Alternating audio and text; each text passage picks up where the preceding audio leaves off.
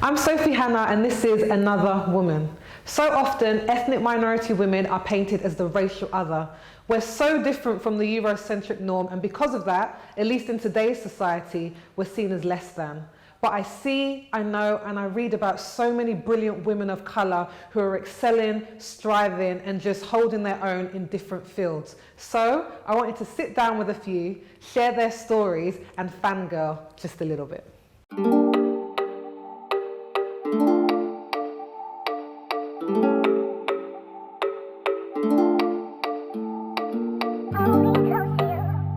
So the first woman I'm talking to is Georgina Benjamin, who is a friend of mine and a complete girl boss. She's been working in sales and marketing for 12 years. She's one of the most focused, disciplined and stylish people that I know, and I'm really happy to have her here. Thank you. Okay, so tell me, what is it that you do for a living? Well, the simple answer is that I'm a marketing consultant. Okay. And people often ask me, well, what does that actually mean? So it means I work with different clients and assist them on their marketing strategies. So give them advice.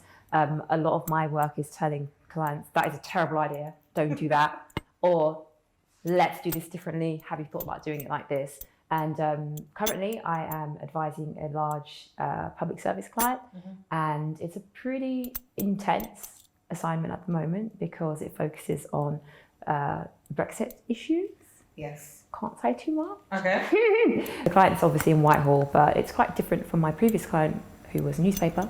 Much more creative, much more freedom to do all kinds of things and just be a bit crazier with the ideas that you suggest to clients. Although this is a very interesting marketing challenge and it's calling upon my, all of the knowledge I have, but also having to try and pare myself back a little bit. So how did you get into this? Like when you first studied marketing, I'm assuming at university, did you think I'm going to work for the public sector, I'm going to work in the government, I'm going to do consultancy? Well, I don't work for the government. They are much like, I always correct people when they say that. When they say that, I'm like, oh, I'm not a civil servant. They're like, yeah, you don't look like one, girl. Because I'm not. And I think that's why they like having me around, because my outlook is so different from, the typical way of doing things or status quo. But in terms of how I got into it, I've just always loved marketing, even from I was definitely in secondary school, so maybe about 12 years old.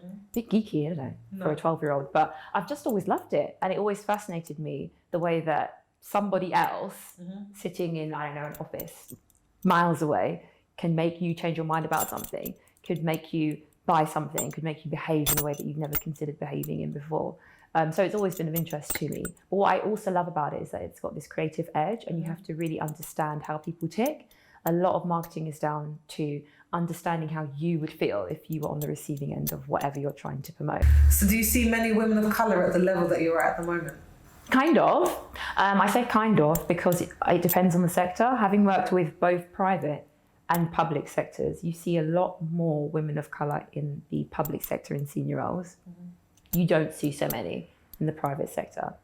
In terms of how I feel about that, so I have conversations with people younger than me all the time who ask, how did you get into what you're doing? Can you help me out? Can you connect me with whatever person? So what do you say to them when they say that? Like as a young person of colour trying to get into it, what is your advice to them? I say to them, just go for it. It depends on the field that you're in. So I'm not going to sit here and say that, oh, it's fine. Like, just be amazing and you'll be fine. Because in some fields, I do believe that to be true. I believe that to be true in my field, I'm going to be honest. I don't believe it's true in, let's say, the creative field in terms of acting and that kind of thing. It's very different. But if you are in a more corporate environment, look at me. Like, I've got short hair, which is not typical, I guess, of a person at a senior level. I wear largely what I want. I do like to express myself through what I have on. But at the same time, if you are good, and I honestly believe this, if you are good and you go into things with a positive mindset, you go into things with a positive attitude. And when I say positive, I don't just mean just roll over and let people tell you what to do and just be like, okay, I'm fine, I'll do that. But I mean positive as in, you know what you're bringing to the table. You know the value that you are adding to this organization. And therefore, the way that you look, the way that you dress, to an extent, I'm not saying be crazy, because you need to take the temperature of where you are, to an extent should not matter as much. And for me, speaking personally, I found that it hasn't. So in terms of giving you the edge, what do you feel as a black woman? Mm-hmm. And I don't want to harp on about you being black because, like you said, there is a lot of education and experience that you bring to the table. Sure. But do you find that being a black woman gives you a different perspective in the marketing field? I do, and I'll give you an example that I was telling someone about just last week. So for instance, because I've grown up in London, super multicultural environment, I've grown up being an ethnic minority, which I have to be honest, hasn't really like coloured my experience in a negative way of life. But it doesn't mean I can't see what it's like for other people who look like me. Do you know what I mean? Yep. And that I feel gives me so much more perspective than, let's say, somebody who was natively British, who is not from an ethnic minority. So about 6 months ago, I was in a meeting with one of the largest creative agencies in the world. So they were showing me some ads that they had put together for the campaign I'm looking after. So it was me, a colleague of mine in the room who is of Sri Lankan descent, and then a colleague who is of Indian descent. And then I think the rest of the individuals in the room were white. So we were all looking at these ads, looking at the imagery that had been used. And on one of them, there was a picture of a ship that was quite offensive if you knew what that ship meant or represented. And so most of the people in the room, the people who were not of an ethnic minority background, like, yeah, it's fine, keep it moving. I'm like, hold on, that picture's not right at all. So I looked at my colleague who's from Sri Lanka, kind of like, what's happening here? This is all wrong. And so, we spoke up and said, hold on, this isn't right, because this image has, colonial connotations, even slave trade connotations, and this would be a massive mistake for a large government department to put something like that out there. And that was fantastic, because when we voiced that opinion or that fact, everybody said, oh, can't do that, you mustn't do that. But had we not been there, that perspective wouldn't have been there to maybe stop that. There is a need to have a wider spread of people in the room, and I don't actually just mean from a background perspective. I mean age, I mean hobbies, lifestyles, abilities or disabilities. Because, for example, I don't have a disability, my niece does. There are some things that she, even being tiny at 7, can relate to that I cannot, And in terms of hobbies, for instance, in that same meeting, we were looking at an advert containing a Formula 1 car. The UK is massive for motorsport, don't know if you knew that. And so there was an image of a car on there. I thought, looks okay to me, I guess. But, when someone shows you something, you just say, I guess. But then somebody else in the room who's a massive Formula 1 fan piped up and said, hold on, that car's okay, but there's now an even newer one that's just come out. Let's use that one instead to show that we're at the cutting edge. Does that make sense? Yeah, So it makes sense. It's important in every single sphere to have diversity. So let me move on from you talking about work and marketing itself, Sure. because one of the things that I know about you is that you're also very entrepreneurial. You're always thinking about a new idea. So can you tell us about any of the things that you're working on at the moment?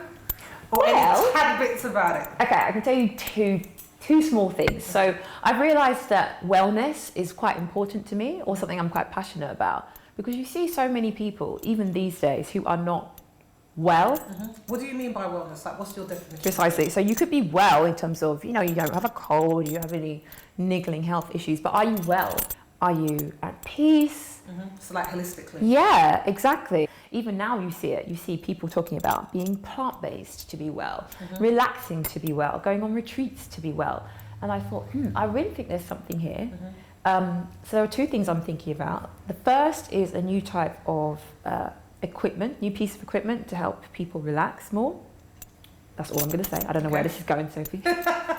So in terms of talking about businesses that you're thinking about and ones that you've done, I want to touch on something that we talked about briefly in the past about you did a nail business. Yeah. And that was something that you were really invested to, but it didn't go to plan. No, it did not. So could you give us a little background on that? Yeah, sure. So this nail business came about by me watching the 2012 Olympics and noticing that loads of the athletes had their nails painted in different of their national flags. Exactly.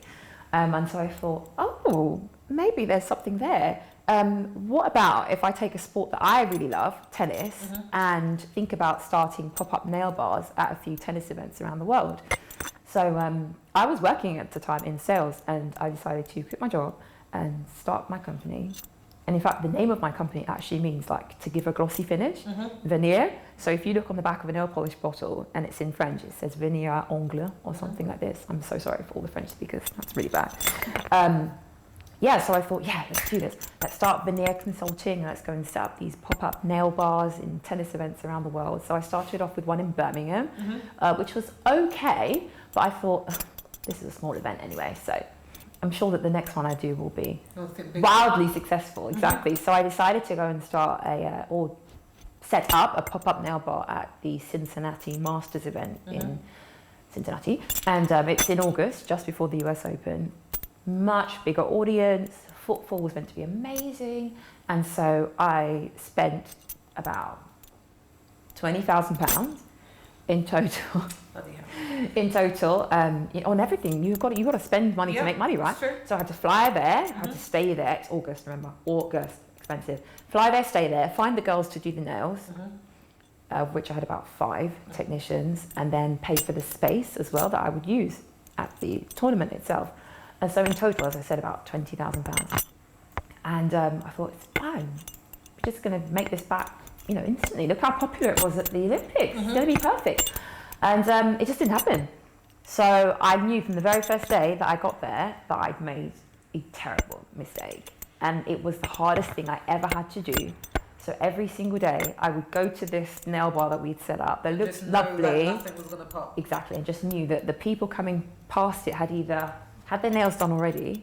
These are American women. They don't come out looking, shabby. Exactly. They've got their nails done already. Or they're super loyal to their nail tech. I had so many people say to me, oh no, I couldn't possibly cheat on, Isabella. I couldn't do that. It was tough. And so I got home and I had to borrow an additional £5,000 just to be able to pay these girls because the money I thought that was going to come in. Exactly, just didn't happen. And so I thought, what have I done? And my parents were amazing. They actually gave me a lot of that money as a loan and said, we believe in you, it's fine, we know you're going to make it back. And I felt awful.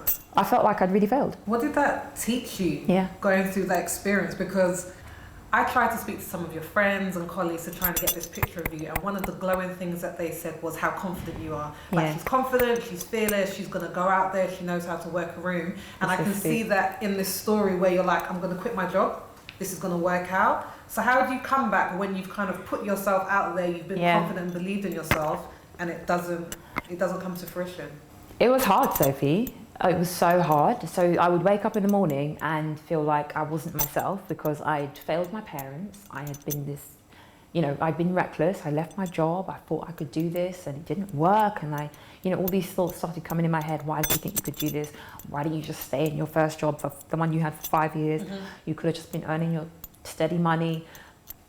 Don't know what you're going to do. And it was awful. Some mornings I would wake up and just lie there and just think, what am I going to do?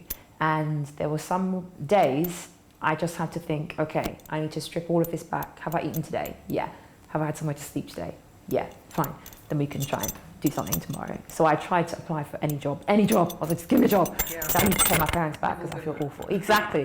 One thing that you said earlier was that, even though you're a woman of colour, you know that you haven't dealt with some of the harshest realities that some people have because they're black. I accept that. How much do you think that is linked to having a great support system around you and people who believe in you and are willing to invest in your dreams? 1000%. It has impacted my life in amazing ways, and just in that way as well. So our parents always said, I have a brother and a sister, there's 3 of us, so our parents always said to us, I don't want to hear about any race cards that you're going to try and play. This was from school. I don't want any teachers to try and say to me, oh, your child isn't that good, or I'm always incapable of doing this. Let's put her in at the lower level. I don't want to hear any of that. So it was from the very beginning drummed into us that we can do anything and we can be anything. We don't have to fear anybody. If anybody does have an issue with you because of the way how you look, then that is their issue. It's not something that you need to take on because it's not true. And I was like, okay. And I think when that's jumped into you from such a young age, it does make you see the world differently. It does make you think that when you step into a room, why wouldn't people listen to me? Why wouldn't people respect me? I have a lot to give. you know, and I don't feel like I should have to almost double prove myself just because of how I look. That doesn't feature in my mind. That's just not how I see the world. And I feel very blessed to have had parents that instilled that in us. But going back to your question about how I got my confidence back, I don't know, you know, I just had to keep going. That's just who I am, and I think that's just who I've been brought up to be. Yep. So I applied for about 70 jobs, didn't get any of them. Then I had a phone call from like an agency who said, oh, we've got your CV, got your profile. I say profile because I was going for kind of independent jobs rather than being someone's employee. And they said, oh, we've given it to somebody else. And I was thinking, obviously, of course you have. But I will keep your CV on file. No, you won't. You're shredding it. I never believe them when they say that. Right. I bet she's just shredding it as we speak. And I said, okay, fine, thanks, bye. So I hung up, and then the next day she rang me, and she said, oh yeah, we've just had another client who's interested in getting somebody who has marketing, remember that's what my degree is in, and events experience. That's what I worked in first of all, and that's what I just failed miserably at. And so I said, okay, well, what is it anyway? Like, who even is this client? She said, well, it's the New York Times. And I was like, oh my God. Great. Obviously, this is not going to happen because my confidence was in the floor at the time. And she said, yeah, she wants to meet you. And I was thinking, oh, okay. And then I don't know what came over me. I think it was just me almost pulling myself together. And I believe in God, so I just heard God saying, can you just go and do this, please? They sent me about this much information, about 5 lines. They're having an event. It's in the Middle East, and they just want somebody to market it for them. And that was it? That's all I got. So then I sat down, and I was just like, my fingers were flying over the keyboard. So I put together a kind of proposal of what I would do to market the event. I put a Gantt chart together to say, I do this in week 1, this in week 2. And then I went in and I presented it to her, and she just like, she was sitting opposite me like you are. She just looked at me and she just said, yeah, okay. And she said, are you calm under pressure? She's like, I think you're probably calm under pressure. Yeah. I said, can you come on Monday? I was like, yeah, okay. I think I can start on Monday. And she said, just go to your accountant, just tell me what you want, tell me what money you want. And she's like, yeah, I really liked meeting you. I really enjoyed your company, and let's do it. And so inside I was like, oh my gosh. And on the outside I was, yeah, I'll see you Monday. I'll see you Monday. But it was crazy, and my life literally changed direction from that point. I traveled the world with that client, and at no point was I their employee. They were my client, and sometimes they used to sit in meetings and they would say to me, let's ask Georgina. Yeah, Georgina, so what do we do here?